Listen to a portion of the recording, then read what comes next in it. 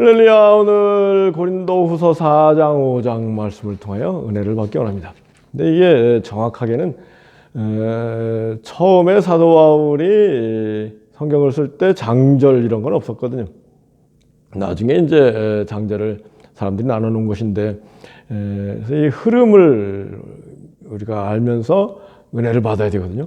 먼저 3장, 고린도후서 3장에서 그리스도의 영광, 복음 전하는 사람들의 영광의 직분, 그거에 대해서 얘기하지 않습니까? 모세 율법의 직분, 정죄의 직분, 사람들 사형시키는 직분이 영광이 있었다면은 성령의 직분, 복음의 직분, 사람들 생명을 주는 직분, 의의 직분, 복음으로 사람들을 의롭게 만드는 거 아니겠습니까?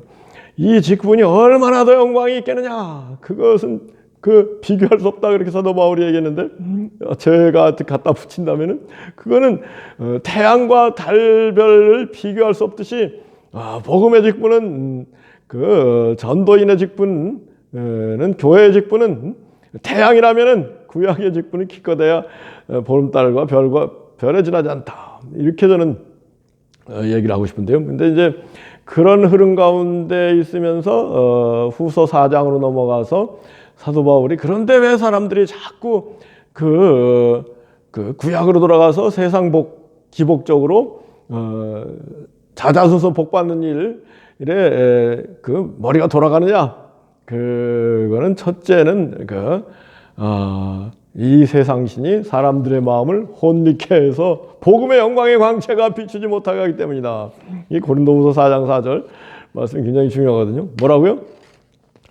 사람들이 자꾸 구약으로 돌아가고 모세로 돌아가고 자자손손 복받는 일에 전전긍긍하게 되는 이유는 사실은 사탄이 하는 일이다. 사탄이 사람들의 마음을 혼미케 해서, 혼미하니까 복음이냐 율법이냐, 예수냐 모세냐, 이 천국이냐 땅이냐, 이런 걸 혼미케 만든단 말이에요.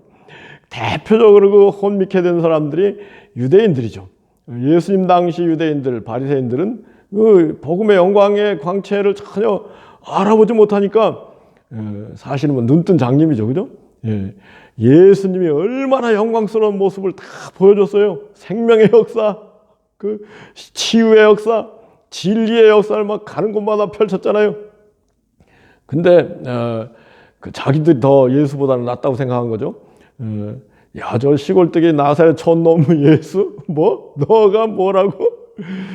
우리는 예루살렘 귀족 대제사장 가문인데, 저 촌뜨기가 뭐 어쩌고 저쩌고 하는데, 이게 잘못하다가는 우리는 온데간데 없어지고 예수가 유명해지겠네. 시기 질투심도 일어나고, 기득권이 뺏길까봐 그런 걱정도 일어나고, 사실 다 그렇게 돼버렸죠.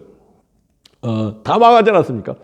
근데 아직도 막 그냥 여전히 막 유대인들이 붙잡고 있단 말이에요. 그리고 막 유대인들이 요새는 쨍하잖아요.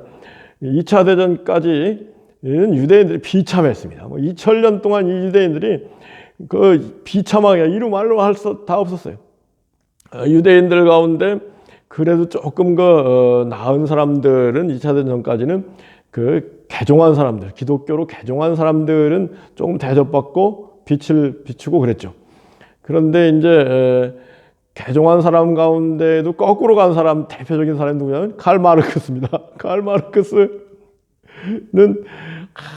목사의 아들이었죠. 아마 신학도 좀 했다든가요. 그런데 그거 다 때려치고 유물사관이라는 걸 만들어가지고 계급 투쟁을 막 부추기고, 그래서 칼 마르크스가 지금까지도 이 중국이 공산당들이 막 여러분들 중국 가면은 중국의 초등학교에 5사람의 위대한 초상화를 딱 붙여놨거든요.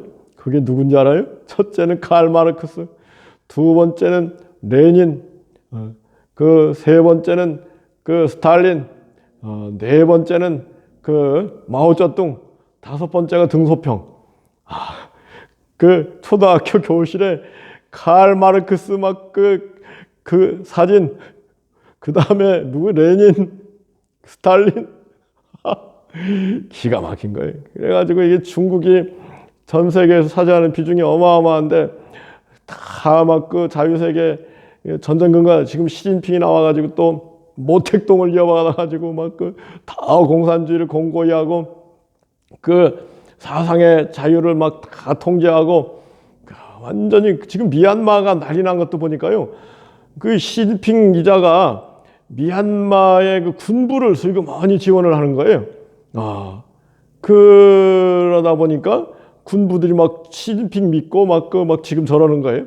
그러다 보니까 막 민중들이 이게 그 중국 시진핑 때문에 이렇구나 이걸 알아가지고 미얀마에 있는 중국 공장들을 다 막 불태우고 그랬더라고요.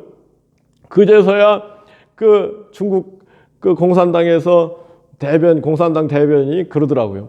우리는 미얀마 전체 국민을 위합니다. 속으로는 미얀마도 김일성, 김정은, 북한처럼 남아있기를 바라는 거예요. 그러고 자기들 허수아비로 만들고 싶은 생각이 시진핑 속에 있는 거예요. 그거를 이제 미얀마 사람들이 간파해가지고 막 들고 일하는 건데 참 비참하죠. 21세기 대명천지에 저렇게 군인들, 경찰들이 그 국민을 향해 총칼 들고 막 그 쏴 죽이고 하는 게 이게 말이 됩니까? 참 이런 거에 대해서 참 자유 선진국들 사람들은 뭐 하는 건지 하지 말아라 그러고 아이고 참 답답하기 짝이 없어요. 근데 하여튼 이런 모든 일들이 일어나는 게 복음을 위해서 우리 그리스도인들이 정말로 영광을 위해서 복음을 위해서 진리를 위해서 정말 한 목숨 바쳐서 열심히들 해야 되는데 그렇게 못하고 여전히 막 그 자장수 복받는 일 자유주의 미국 EU 일본은 말할 것도 없지만은 다 그 생각이 뭐냐면은 자기 백성들 잘 살게 만들자. 이게 대표적인 사람도 트럼프였죠. 트럼프 뒤에 이제 조 바이든이 대통령이 됐긴 했습니다만 이 자유주의 민주주의 체제라는 게 늘 선거가 이제 다가오잖아요. 그럴 때 지금 조 바이든도 2년 뒤에 이제 중간 선거가 또 있는데 그 선거를 위해서 그 선거에서 또 민심을 얻기 위해서 이렇게 저렇게 마음을 쓰게 돼 있지. 그 포퓰리즘이 이 자유민주주의는 언제든지 포퓰리즘이 끼지 않을 수가 없습니다. 그런 거 한계가 있는 건데 근데 이제 정치인들은 정치인이라고 하고 그 기독교인들 기독교 지도자라는 사람들이 정말 한번 복음을 위해서 뭔가 나서야 되는데 그렇게 안 하고 있다. 왜 안 해요? 기독교 지도자라고 하지만 그래도 나도 잘 살아봐야지 땅에서 그 목사직 총회장직 내 신학교 교수직이 날아갈 것까지 할 거 뭐 있냐?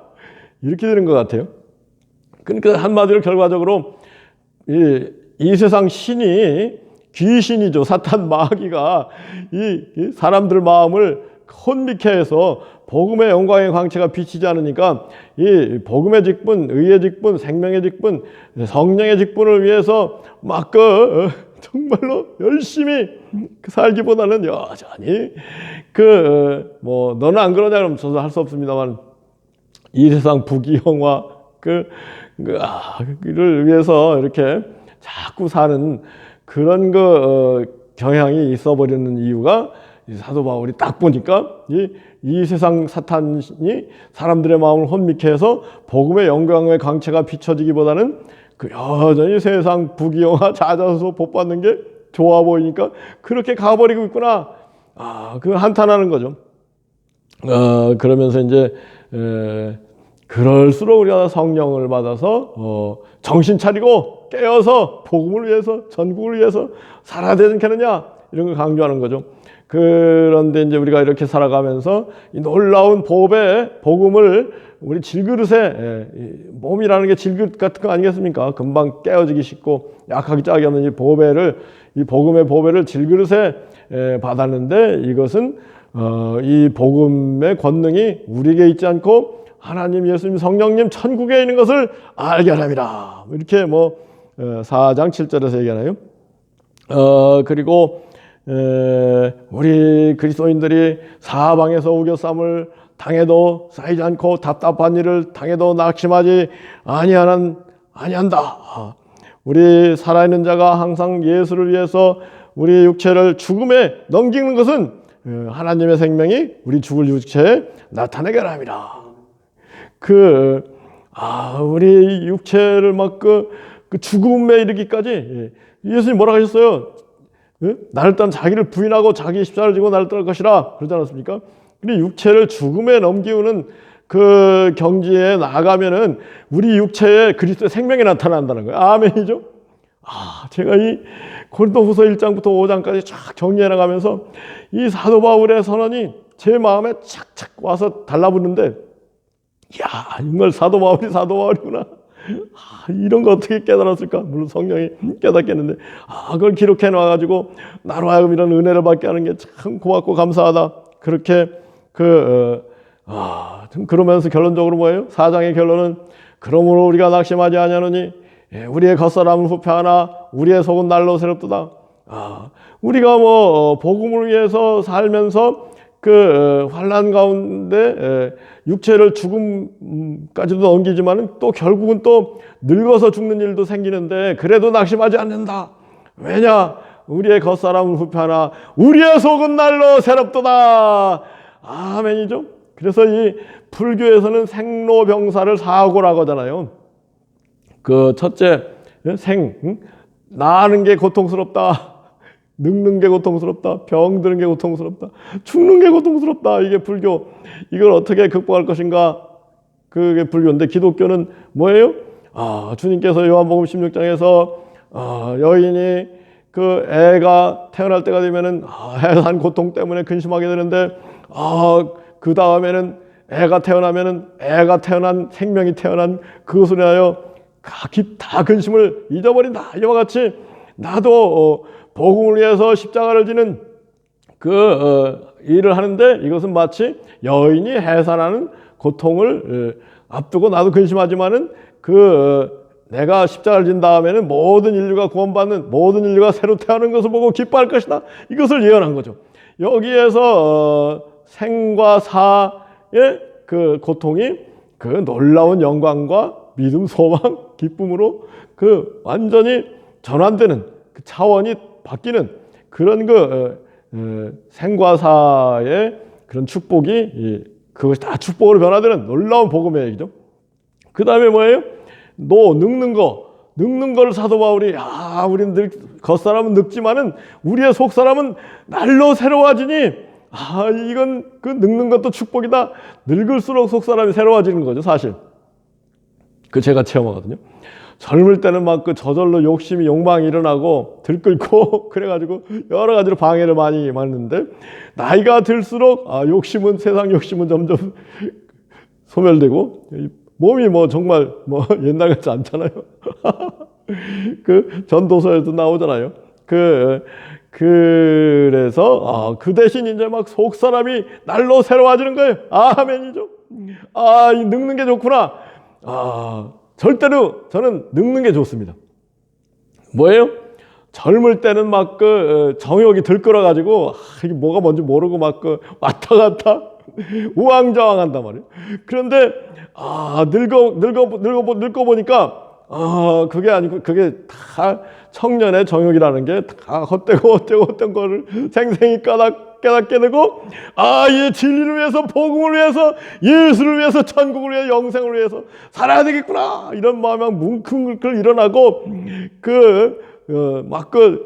제 영적인 실력이요 어마어마하게 변한 걸 알 수 있어요. 무슨 얘기냐면은, 옛날 정말 처음 믿었을 때도 막 성경을 막 1000구절씩 외우고 날고 뛰고 그랬다고 했는데, 그거 다 별볼일 없는 거고, 그걸 막 혼돈 가운데 있는 그런 은혜였다면 그것도 나쁜 건 아닌데, 여하튼 놀라운 은혜인데, 지금 막 순수하게 말씀이 막 살아서 생생하게 내 속사람을 새롭게 하는 체험이 펼쳐지고 있으니, 정말 이 늙는 게 좋구나, 그런 생각을 한단 말이에요. 아멘이죠?